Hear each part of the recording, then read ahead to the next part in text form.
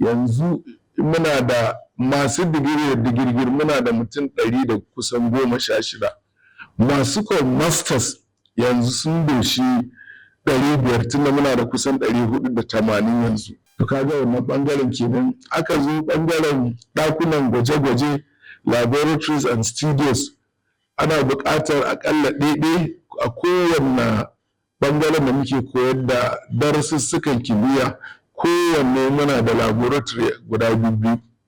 Sannan a bangaren arts and social sciences muna da studios, kuma alhamdulillah ni ma ina jin daɗi, ba na so in ce alfahari, amma dai ina jin daɗi da annashuwa cewa ni ne vice chancellor na farko a University of Education ta farko da jama'ar da kuma gwamnatin jihar Kano. Farfesa Yahaya Bunkure, kai ne shugaban wannan jami'a ta ilimi ta Sa'adatu Rimi a nan jihar Kano. Ta zo shugabancin wannan guri a matsayin kwaleji, yanzu kuma ta zama jami'a. Za mu so mu ji a yaya ka karfi ragamar jagorancin shugabancin wannan kwaleji ta Sa'adatu Rimi tun a lokacin da Allah ya nimta ka da cewar kai ne za ka zama shugaban wannan kwaleji. Bismillahirrahmanirrahim. Farko dai mu gode Allah da ya kai mu ga wannan matsayi.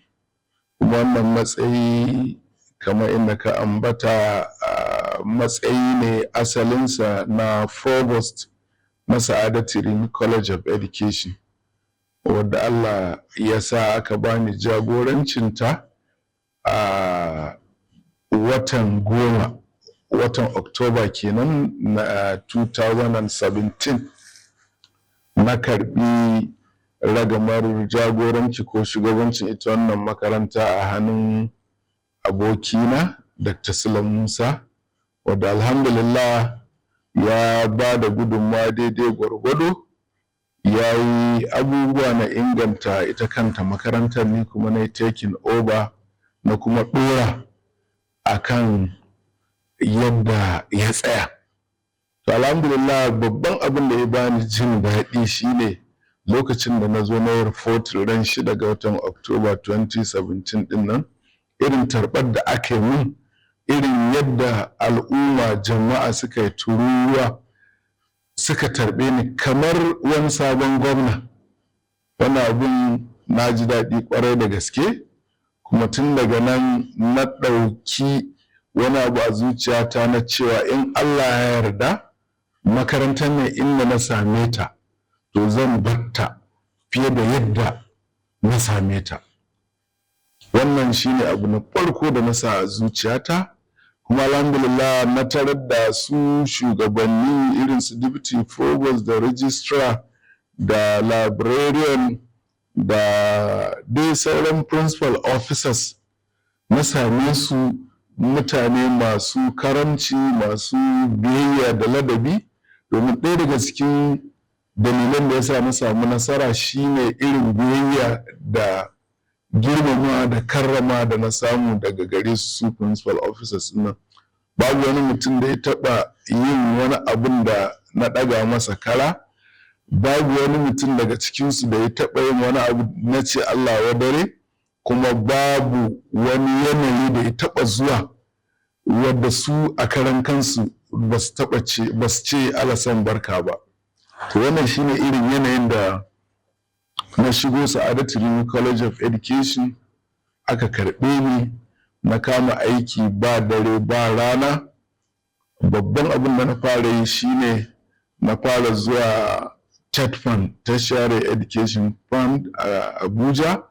Na je na binciki menene haƙƙin Sa'adatu Rimi a wannan lokaci.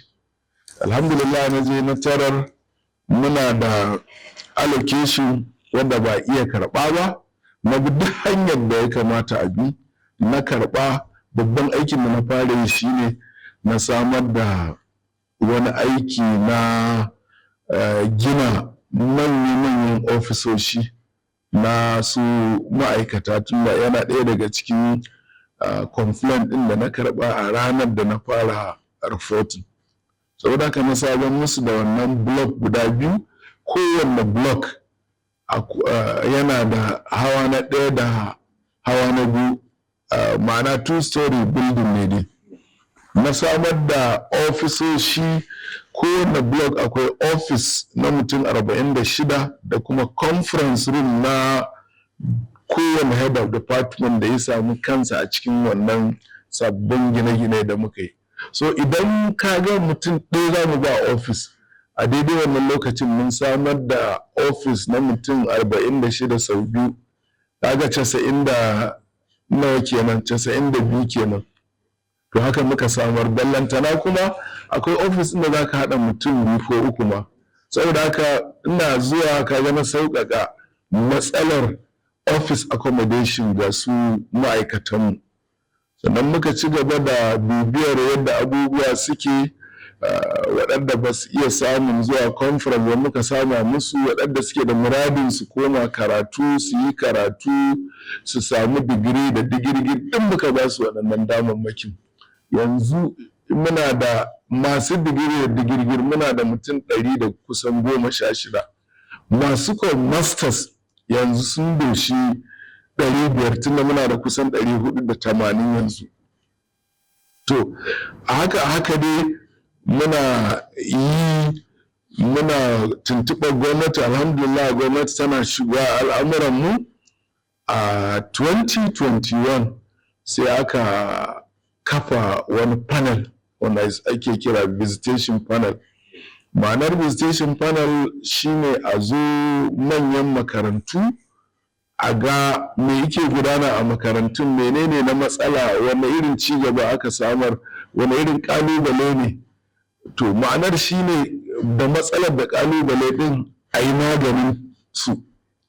Alhamdulillah mu masu visitation dinnan da suka zo wurin mu sai da suka yi aiki na wata 2 da kwana 10 cif suka ba da rahoton nan maimakon a zo a ce Sa'adatu Rimi tana da matsala, alhamdulillah sai ya zama cewa rahoton kacokan ɗinsa yabo ne akan shugabancin Sa'adatu Rimi, wadda ni ne number 1 person, da kuma irin yabawa da aka yi na yadda muka rike su ma'aikata, muka rike ɗalibai, kuma muka kyautata mu'amalarmu da makwabtan makaranta, musamman jagorancin ita ƙaramar hukumar Kumbotso, inda ita wannan makarantar take, tunda ka ga ma Kumbotso ake ce mata Sa'adatu Rimi University of Education Kumbotso. Muna da kyakkyawar fahimta, muna da kyakkyawar alaƙa da hakimi da dagatansa da masu unguwanni da dukkanin al'ummar ƙaramar hukumar. Wannan rahoto sai in nuna cewa mun yi abin da ya kamata mu yi, ma'ana mun taka rawa mai kyau a jagorancin da aka ba mu na ita wannan makaranta. Saboda haka wannan kwamiti sai ba da wa gwamnati shawarar cewa babban tukuicin da za a yi mana shine, tunda akwai buƙatar samar da malamai wadda za su koyar a manya-manyan makarantun na secondary a jihar Kano, kuma ana da kamfar malamai da za su iya koyarwa a wannan mataki na senior secondary school. To sai ga cewa a samar da Jami'ar Ilimi, University of Education a jihar Kano, kuma saboda haka sai suka recommend ita makarantar mu ta zama University of Education. Su wancan committee kenan, shi wannan visitation committee da ba na mantawa membership din sannan mutum 11, ni kaina member ne a ciki. Sannan an gayyato mutanen da za ka iya cewa a turanci erudite scholars da ardent administrators, ma'ana 'yan boko wadda karansu ya kai tsaiko, da kuma ma'aikatan gwamnati ƙwararru su aka shigo da su a cikin wannan kwamiti, suka shiga suka fita suka tabbatar da samar da ita wannan jami'a, kuma suka yi mata duk abin da ya kamata a yi na a samu sahalewar National University Commission, hukumar jami'o'i ta ƙasa. Aka samar da doka, aka yi review ɗin aka samar da doka. Alhamdulillah sai muka yi amfani da wannan dokar da kuma abubuwan da suke a ƙasa na ƙa'idoji wadda ita NUC ta shimfiɗa, muka garzaya zuwa wurin NUC muka kai musu wannan documents ɗin, suka duba, suka caje, suka tabbatar da cewa duk abin da ake bukata mun samar da shi. Saboda haka aka sa rana aka zo aka karɓo abin da muke kira letter of recognition, wadda kamar ita ce license na operation da ita jami'a ɗin. Muka je muka karɓo, tunda muka karɓo ko muka shiga tabbatar da duk abubuwan da ake bukata.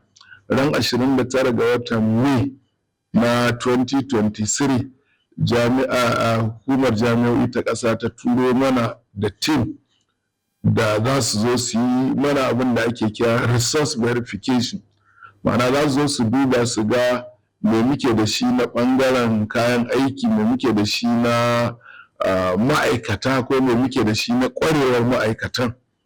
Muka yi aikin kwana 2 da su, suka shiga, suka fita, suka tantance, suka yi interview da mu, suka yi interview da malamai, suka yi interview da ma'aikata, suka yi interview da ɗalibai.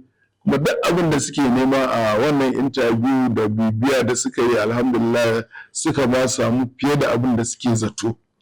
Misali, kaga in da ka yi jami'a ana buƙatar aƙalla ka samu a kowane department a ce kana da malamai wadda qualification ɗinsu bai gaza a kan digiri na 2 ba. To mu a nan Sa'adatu Rimi department ɗaya ne kacal ba muke da mutum 12 wadda suke da masters degree zuwa sama. Kaga in ma iya shi ɗin ne, muna da ƙarin guda 4 akan abin da ita hukumar jami'o'i ta ƙasa take bukata.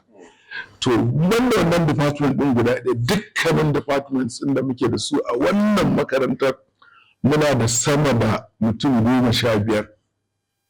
To kaga wannan ɓangaren kenan. Aka zo ɓangaren ɗakunan gwaje-gwaje, laboratories and studios, ana buƙatar aƙalla ɗaiɗai a kowanne ɓangaren da muke koyar da darussukan kimiyya, kowanne muna da laboratory guda 2. Sannan a ɓangaren arts and social sciences muna da studios. To kaga wannan shi kansa ƙari ne, muna da malamai fiye da inda ake so. Sannan ɗakuna na karatu lecture rooms muna da guda 60 a wannan makarantar. Sannan muna da theaters manya-manya da ƙanana muna da guda 28 a ita kanta wannan makarantar, wanda ba abu ne mai sauƙi ba a ce jami'a ta soma, sabuwar jami'a ce ta soma da wannan adadin kayan aiki. Wannan shi ne taimakawa ba mu samu wata matsala da ita kanta hukumar jami'o'i ba.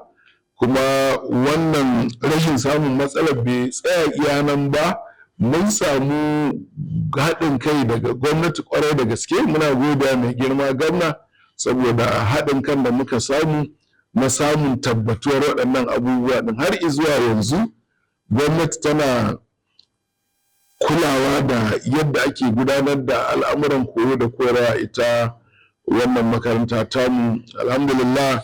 Kuma wannan abu mun samu wannan tagomashin haka ɗin ne saboda Allah ya ba mu kwamishina matashi mai ilimi, mai ƙaunar ilimi, mai son ci gaban ilimi, ko ma dai hususan mai son ci gaban ita wannan jami'a tamu ta Sa'adatu Rimi.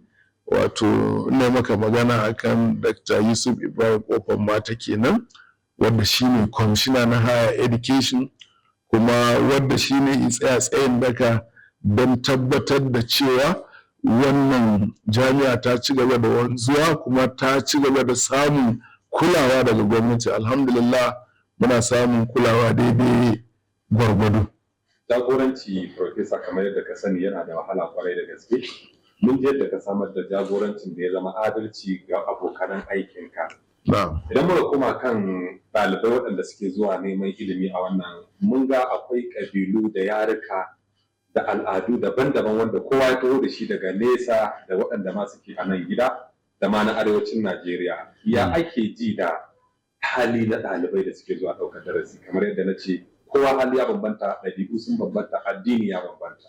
Ya aka yi jagoranci aka samu daidaito? Ba a taɓa ji wannan jami'a ta ka an samu tashin hankali na ɗalibai kamar yadda ake ji a wasu gurare. To alhamdulillah, duk da masana suna cewa wai administration ko leadership is no man's land, ma'ana dai kowa zai iya zama shugaba, kuma zai iya zama mai adalci, zai kuma iya zama shugaba wanda ya iya shugabanci din. To shi kuma bature at the same time ya ce ai experience is the best teacher. To ina so in ce maka alhamdulillah, rayuwata ni Allah ya jarabce ni da tsintar kaina a yanayi na shugabanci. Kusan in ce to tunda na fito daga gidan sarauta, wannan wani abu ne guda ɗaya wanda za ka iya cewa shi ma dalili kuma na biyu, za ka iya fitowa daga gidan da ka fito ɗin kuma ya zama cewa baka iya irin abin da ake yi a gidan naku ba. To alhamdulillah, ni dai na fito daga irin wannan gida, sannan kuma kullum a kowace irin mu'amala Allah cikin ƙudurarsa sai ya ga cewa ko a wasan yara an shugabantar da ni, kuma a haka ɗin za a ga na ba da shugabanci nagari wanda za a tafi ana annashuwa, ana jin daɗi, kuma ana cewa alasan barka. To wannan shine tarihin rayuwata kafin da zama provost ko vice chancellor. Ai da malami ne ni a nan kafin na koma jami'ar Bayero, domin na zo ne nan a matsayin vice chancellor ko a matsayin provost farko daga jami'ar Bayero. Amma don't forget, kafin na tafi jami'ar Bayero sai da na yi aiki na shekara 17 a nan makarantar. So kamar na san in and out ɗinta. To kuma a nan ɗin na yi head of department, na yi deputy dean na sciences, sannan a siyasar makaranta na yi financial secretary na ƙungiyar malamai academic staff union, sannan kuma na ƙwaje da shugabancin ƙungiyar ma ɗin kacokan ɗinta. Na yi shugabanci a wannan lokacin. Mun yi gwagwarmayar da aka samarwa da malaman makarantar nan irin albashin da suke kai na yanzu, albashi mai kyau. A lokacin da nake chairman na academic staff union aka samu wannan abu nan. So abin da nake so in ce maka shine shugabanci ko jagoranci ni a guri na ba bakon abu bane. Tun kafin na zama abin da nake kai yanzu, na tsinci kaina a yanayi na shugabanci. Gwamnati ma a lokacin mai girma Kwankwaso da kuma lokacin Ganduje ba wanda bai bani dama na shugabanci ba. Kamar yadda ka sani, na yi shugaban ƙaramar hukuma na riko a ƙaramar hukumar Bunkure, na yi a Warawa, sannan na yi a Minjibir. Kaga rike ƙaramar hukuma kaɗai ba ƙaramin al'amari ba ne. And don't forget, ƙaramar hukuma is a tier of government. To aka ce kayi a guri na ɗaya, kayi a na biyu, kayi a na uku, duk guraren nan har gobe, duk da ba san yaushe ne goben ba, amma da har izuwa yanzu nan da nake magana da mutanen Bunkure, da mutanen Warawa, da mutanen Minjibir, to haka muke da su.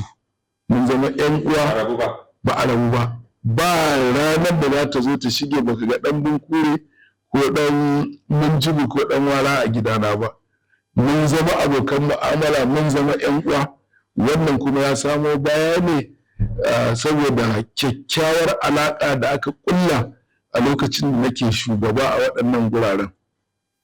Saboda haka shugabanci na gari ni a guri na ba bako ba ne, kuma kamar idda ka faɗa, wannan shine dalilin da yasa kullum muke zaman lafiya a Sa'adatu Rimi University of Education. Ba ma lakucewa ɗalibi hanci, ba ma rigima da malami, ba ma rigima da ma'aikaci. Rigima ta da ma'aikaci ko ɗalibi shine idan ka sauka daga kan do's and don'ts, ƙa'idoji na makaranta. Ina da haƙuri matuƙa, amma ban da haƙuri idan ka taɓa ƙa'ida, ka ce za ka da ƙa'ida, ba ruwana, ba sani ba sabo a wannan ɓangare.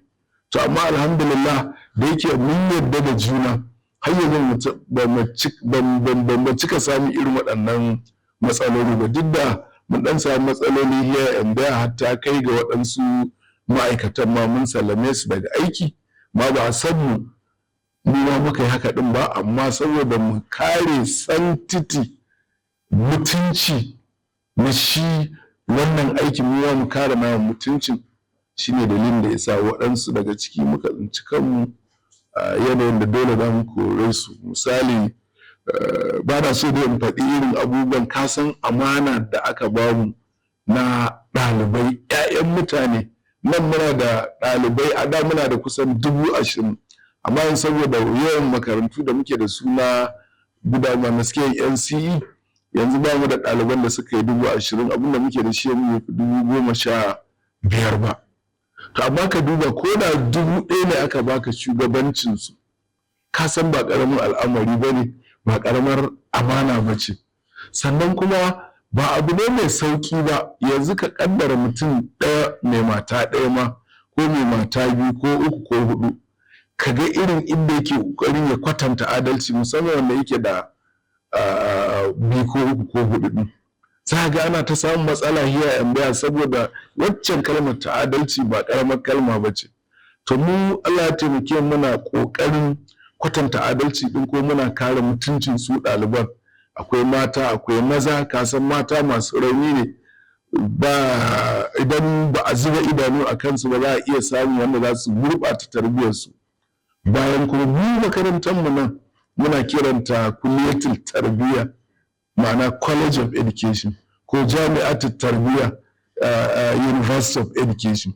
To kaga duk wani abu na da'a, duk wani abu na a kare 'yanci ko kuma mutuncin 'ya'ya mata da 'ya'ya maza ɗin ma, don kada mu tsaya 'ya'ya mata ya zama cewa mun ɗauki ɓangare. To wallahi muna yin wannan abun, amma in muka samu mutumin da zai kai da ƙa'ida akan wannan, to dole za mu duba mai doka ta ce a kansa, mu aiwatar da doka a kansa. Waɗannan labarin da nake baka, waɗansu mun kore su ba a san mu ba, sun tsinci kansu, ko kuma mun same su da laifuffuka irin wadda ba za mu iya kyale su ba, domin ba za ka zauna da bara gurbi a cikin yanayin aikinka ba.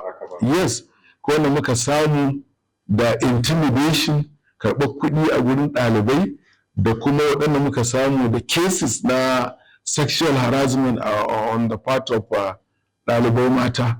Saboda idan ka kyale irin wannan, idan kana maganar 'ya mace, ko dai ta zama 'yarka, ko dai ta zama ƙanwarka, ko ta zama matarka, ko ta zama babarka, ko dai ta zama wani abu naka. So idan baka kare mutuncinta ba, to Allah sai ya tambaye ka, musamman a yanayi na shugabanci. To irin wannan ba na so in faɗi details, because akwai waɗanda muka kama da irin waɗannan laifuffukan beyond damage beyond repair, in ji Bature. Ba abin da za mu zo mu kori. Akwai wanda muka samu da sace-sace, mun yi kashedi na 1 na 2 ba a gyara ba. Akwai waɗanda muka samu da vandalizing ɗin kayan hukuma, mun yi kashedi 1 2 3 ba a daina ba. To irin waɗannan dai su ne waɗanda muka sa ƙafar wando ɗaya da su. Amma in ba irin waɗannan nau'in ma'aikatan ba, alhamdulillah muna zaman lafiya da kowa a Sa'adatu Rimi. Ɗalibai suna alasan barka, malamai suna alasan barka, baƙi ma suna alasan barka. Wannan irin rayuwar da muke gudanarwa kenan a jagoranci namu a wannan jami'a tamu mai albarka ta Sa'adatu Rimi University of Education, university da take ita ce ɗaya tilo ta farko ga al'ummar jihar Kano. Kuma alhamdulillah ni ma ina jin daɗi, ba na so in ce alfahari, amma dai ina jin daɗi da annashuwa cewa ni ne vice chancellor na farko a University of Education ta farko da jama'ar da kuma gwamnatin jihar Kano, don ganin cewa ita kanta gwamnati mai ci ta samu nasara, musamman a ɓangare namu na ilimi, a ɓangare namu na harkar koyo da koyarwa. To dakta makarkare, profesa makarkare da batun sashen ilimin mutane masu bukata ta musamman, wadda kusan makarantu kalilan suke gudanar da irin wannan. Zuwa yanzu wannan jami'a taka Wanne mataki ta kai a ɓangaren ilimi na masu bukata ta musamman? To wannan magana taka magana ce mai harshen damo. Na farko dai kana maganar ilimin masu bukata ta musamman. Wataƙila ko da kana maganar wani sashe na koyar da ilimi na masu bukata ta musamman. Da yake karkashin wannan jami'a. Yeah, to duk muna da wannan nau'in abubuwan guda biyu. Na farko dai muna da Department of Special Education wanda muke koyar da ilimin da za a tarairayi mutane masu bukata ta musamman, ligga koyar da su, liggar sanin me bukatar su, ta yadda za a yi musu abin da za su ji cewa suna al'umma ne, suna jama'a ne kamar kowane ɗan adam. To muna da wannan department ɗin, kuma ba maganar alfahari ba, ko jami'ar Bayero ba ta da irin kayan aikin da muke da shi a wannan department ɗin namu na special education. Muna da alƙur'ani na Braille, ina jin in ba an ɗauke shi ma shi ne a can gudu, copy ne na ce a ajiye mu. Muna da modern Braille, muna da kuma dai abubuwa na irin hearing aid da dai abubuwa dai da ake amfani da su na zamani na koyar da ilimin masu bukata ta musamman. Wannan yana ɗaya daga cikin hoɓɓasa ɗin da muka yi. We reach out to philanthropic individuals and we also reach out to TED fund to secure irin waɗannan abubuwan banda wanda gwamnati ta saya mana. Wannan shine dalilin da yasa nake ce maka yanzu a Department of Special Education a Sa'adatu Rimi University of Education muna da abin da sauran makarantu a nan Northwest ba su da shi, including jami'o'in da muke da su a nan Northwest. Muna da abubuwan da ba su da shi, saboda haka muna gode Allah kuma muna jin daɗi da annashuwa da Allah yi mana wannan bayar, domin ba mu ce ƙoƙarinmu ba ne, amma dai hoɓɓasa ɗinmu ne. Sannan ilimin su kuma masu buƙata ta musamman ɗin, Allah cikin ƙudurarsa gwamnati tun farko, tun waccan gwamnatin izuwa wannan gwamnatin duk gaba ɗaya sun sahalewa masu buƙata ta musamman su yi karatu a wannan makarantar kyauta. Tun daga form ɗin ma kyauta muke ba su, ilimin su kyauta, tushen kyauta, komai kyauta muke ba su, saboda adalcin gwamnati da kuma kulawa da tausayawa ga mutane masu bukata ta musamman. Muna godiya Profesa kwarai da gaske. To ni ma na gode kwarai da gaske.